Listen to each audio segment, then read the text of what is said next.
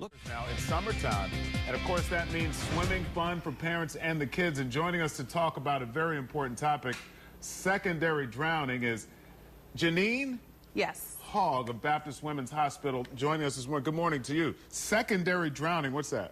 Well, secondary drowning is kind of the common name, although people like in the profession don't really like to refer to a drowning as kind of just drowning. Right. But secondary drowning is kind of what people refer to when people have kind of the issues that come from a drowning, but after they're removed from the water.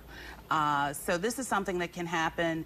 Typically it happens in 1 to 24 hours after a child or adult takes in water into their lungs.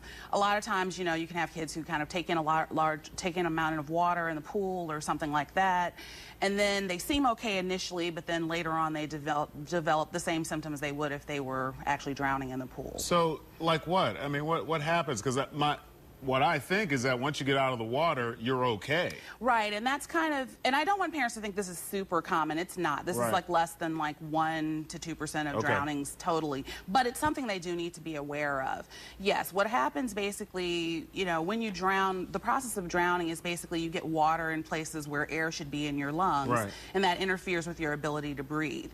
And so sometimes what happens is even when you take in water, even though you're initially okay, that water still interferes with the air exchange in the lungs. It builds up fluid in the lungs in a process that can ultimately lead to what's called pulmonary edema, and it decreases the level of oxygen that's in your blood, so that impairs your ability over time to actually function, and if it's not treated, it can be fatal. So let me ask you this: if you're in one of these poolside situations and you take some water in, how do you get it out? Is it the... Well, I mean, typically, you know, most kids, and the majority of kids, like I said, this is not a common thing. They cough everything up, and they usually are going to be fine. But just so parents should know, you do want to watch your children after something like that happens.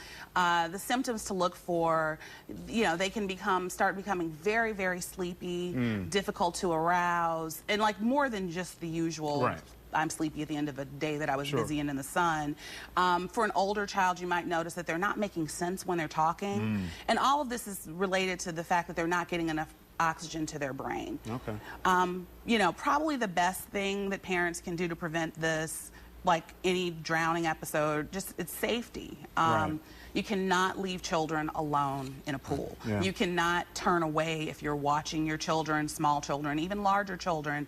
You cannot turn away while you're watching them in a pool. You want to make sure that you have good safety skills in pools. Yeah, hopefully we don't have these tragedies with these kids around the pool. And it's very sad. And we do still see a lot of children who do drown, and you know, parents, it's really important to make sure your children do learn how to swim, and that if you have a home pool especially, that you have good safety skills for your home pool as well. Okay, some good advice, Jeannine. Thanks for stopping by this morning and talking with us. We'll be right back. It's Good Morning Memphis on a Tuesday morning.